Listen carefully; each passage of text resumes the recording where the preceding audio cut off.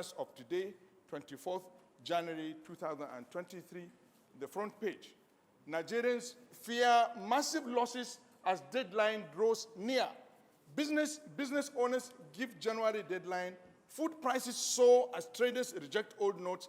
Family reject old notes as bride price. Even where bride price is being paid, the families reject the old notes. Mr. Speaker, I'm not being personal. The CBN is a good policy. It's in tandem with global best practices. But world over, the currencies are not forced out of circulation. They are phased out of circulation. In this instance, in my own view, our currencies is being forced out circulation. And it is a known fact. The cashless policy and the currency swap of the new Naira notes have raised a lot of concerns to the growth of our economy. Mr. Speaker, there is need. The bulk Nigerian economy is driven by SME and petty traders. Therefore, there is need for some review of the policy. Sensitization is required. And this sensitization does not only involve CBN.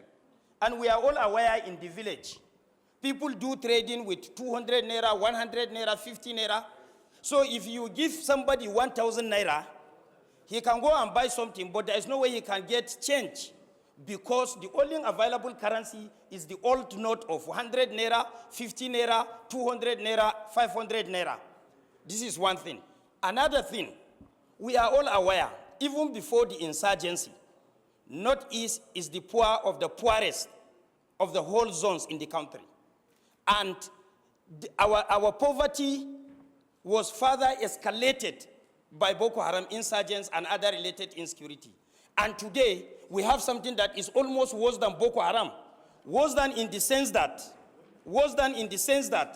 Mr. Speaker, we are all aware, as a result of Boko Haram insurgents, somebody that controls more than 5 filling stations, 10 tankers, is reduced to a beggar that he had to line up in an IDP camp to collect 20 or 10 kg of rice or guinea corn.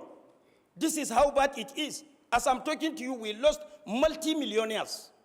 We lost multi-billionaires as a result of Boko Haram insurgents. And the little they have now to pick the pieces of their lives to go back to their constituents so that at the end of the period, they can pick the pieces of their lives and continue. And CBN is trying to do something. As I'm talking to you, sir, the time is not on our side. I even went to the extent of deciding that I will be going back to my constituency tomorrow to see how I will encourage or influence or insist that CBN should equally send another money to my constituency. For the past 10 years, we don't have a single branch. You can go and verify that, and it's in the public domain.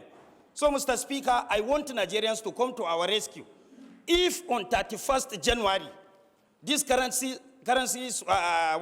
swap is going to be stopped, and the old currency is going to be more or less a tissue paper, definitely we have a lot to lose, especially in the Northeast sub-region and Borno State in particular. From the First Amendment, because of the reasons CBN are adduced to, I would say that rather than 1 year, we'll reduce it to 6 months. That's my First Amendment. Let's move it back to 6 months. That we should gradually phase out in 6 months. Let's not take it to 1 year. The Second Amendment is to add what you've just said. We must meet with the bank MDs today, tomorrow, because of the deadline they've put in. Because of the amendment. Okay, so you have 2 amendments? 2 amendments. So we'll set up another committee under the leadership of the House leader to meet with the operators tomorrow and then subsequently with CBN.